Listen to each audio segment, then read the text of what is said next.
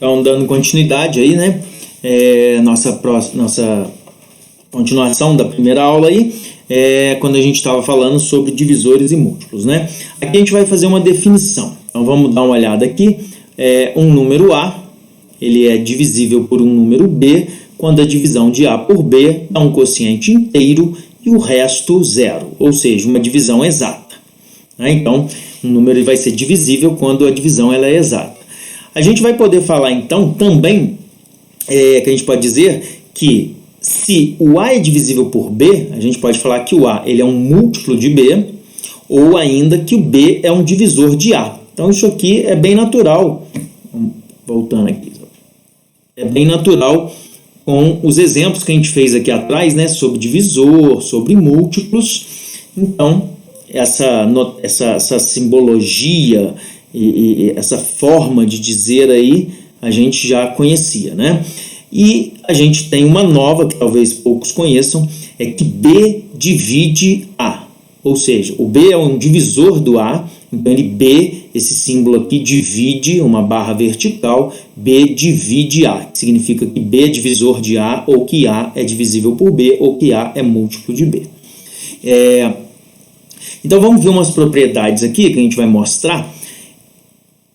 Se A divide B, quer dizer, se A é divisor de B e C é divisor de D, então AC ele divide BD, ele vai ser divisor de BD.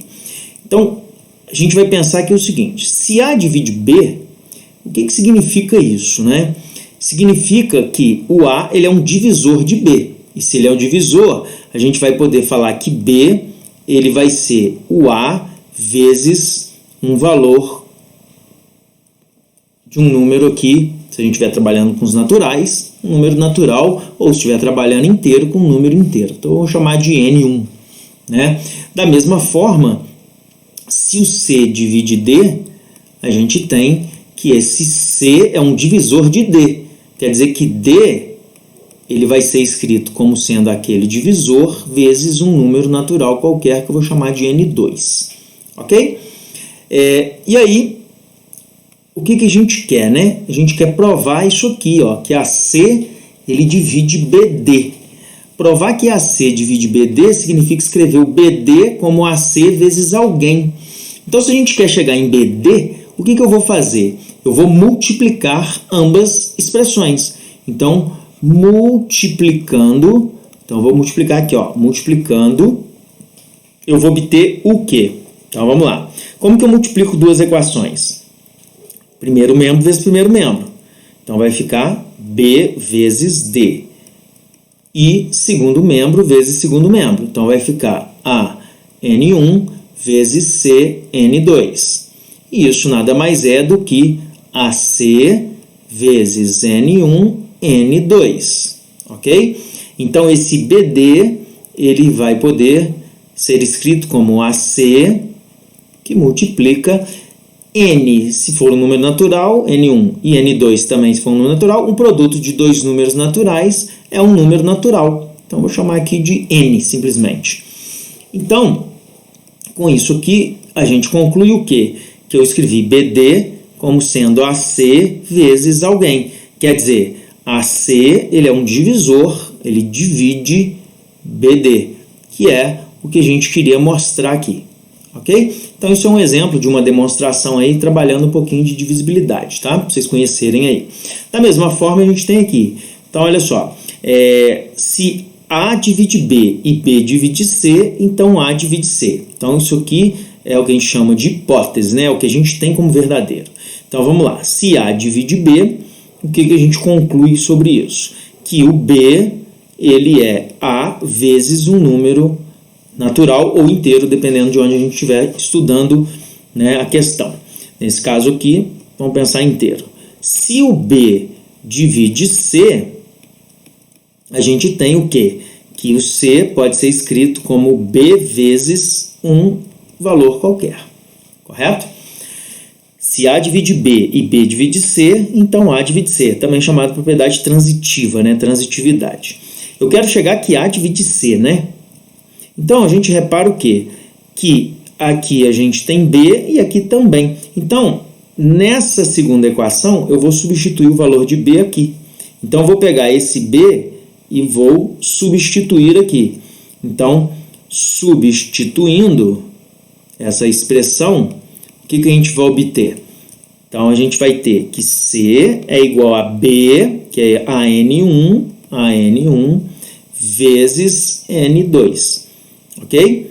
E C vai poder ser escrito como A vezes N1 vezes N2, é um produto de dois números naturais ou dois inteiros.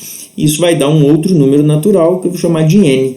E daqui, então, a gente conclui que se C ele está escrito como A vezes N, significa que A é um divisor de C, significa que A divide C, ok? Um terceiro exemplo aqui de aplicação dessas demonstrações é se A divide B e A divide C, então A divide a soma de BX com CY, sendo XY inteiro. Agora aqui ele falou que é inteiro, né? Então vamos lá. A divide B significa o quê? Que o B ele pode ser escrito como A vezes um número qualquer, inteiro agora. Tá? Então esse N aqui vai ser um número inteiro. Da mesma forma, a gente tem que se A divide C, isso implica que C vai ser escrito como A vezes um número inteiro, que eu estou chamando aqui de N2. Ok? O que a gente precisa? A gente quer chegar nisso aqui. A divide essa expressão. Então tem que chegar nessa expressão.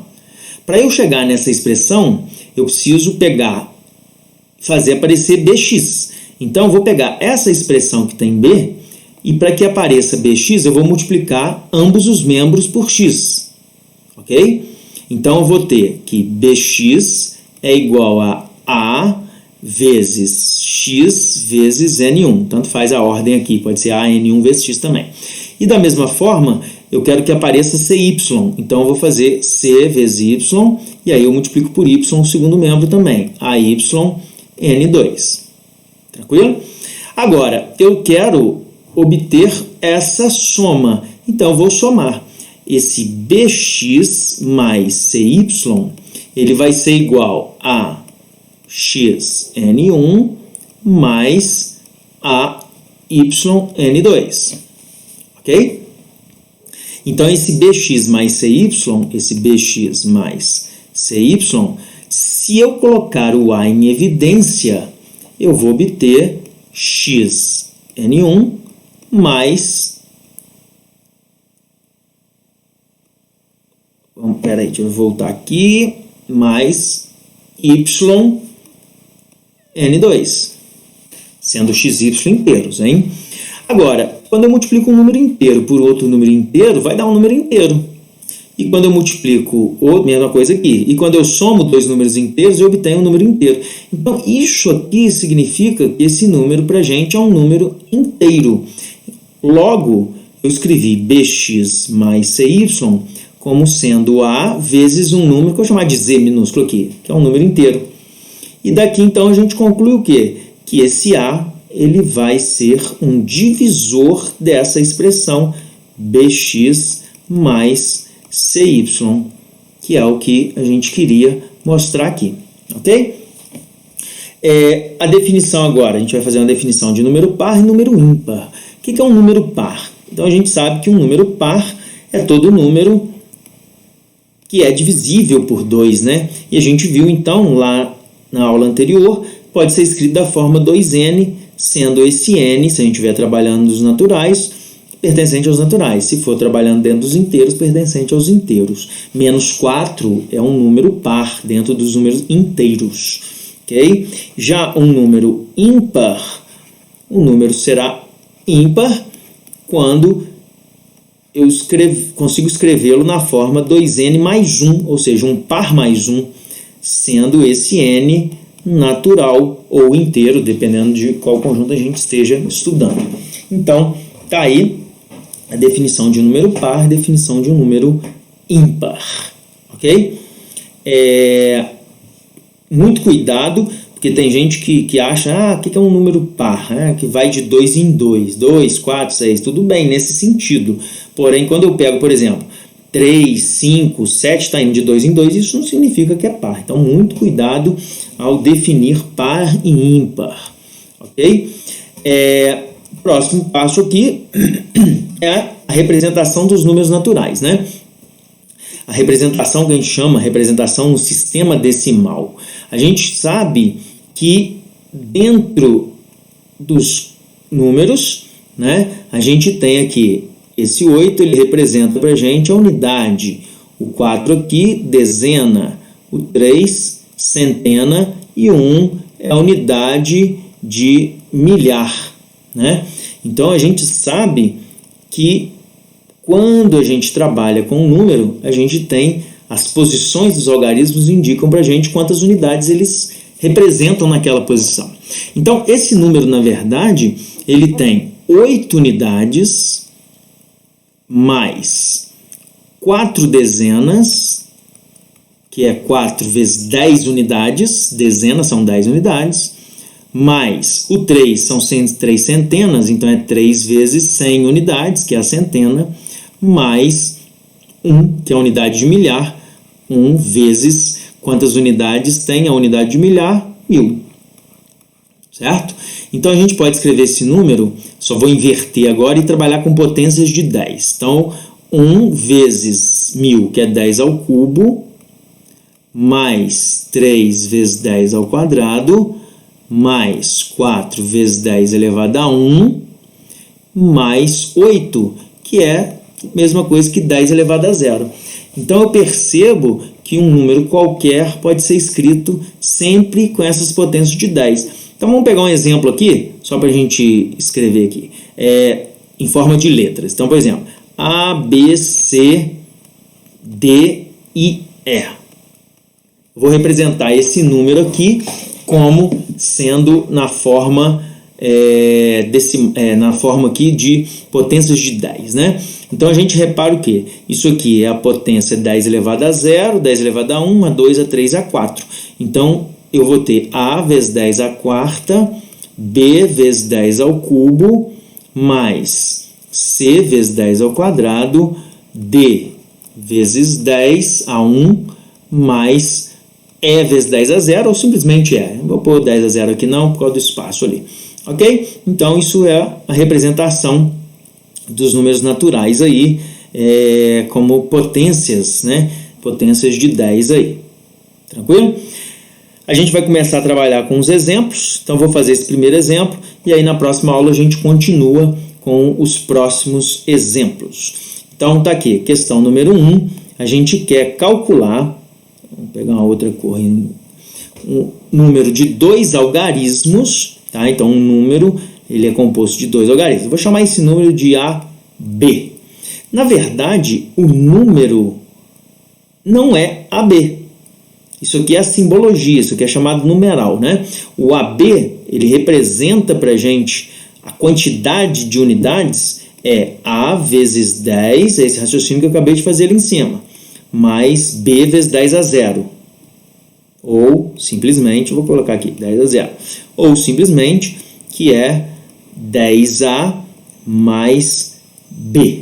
Então, o 10A mais B, que é realmente a quantidade de unidades que essa escrita ela representa. Então, isso aqui para a gente que é um número, ok? Então, quando eu for fazer uma conta, eu tenho que levar essa expressão.